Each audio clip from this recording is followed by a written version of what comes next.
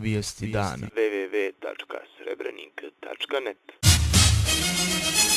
U mjesnoj zajednici Lisovići okončana je akcija na sanaciji makadamskog puta koji povezuje Podoraše i Lisoviće sa susjednim naseljima Brezije i Tinja. Sredstva za nabavku oko 200 tona posebnog materijala donirao je Fahir Zukić, predsjednik mjesne zajednice Lisovići, a veliki broj mještana besplatno se angažiralo na razgrtanju posebnog materijala. Svečanom proširenom sjednicom Vijeća mjesne zajednice i polaganjem cvijeća na šehijsko spomen obilježje, danas će se na prigodan način obilježiti Dan mjesne zajednice Brezvik. Na sjednici će, kako je najavljeno, prisustvovati i predstavnici općine Srebrenik i srebreničkih boračkih udruženja.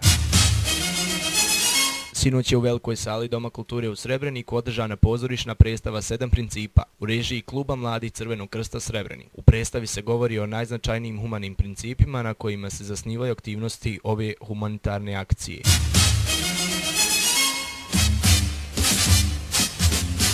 Vijesti dana. www.srebrenik.net.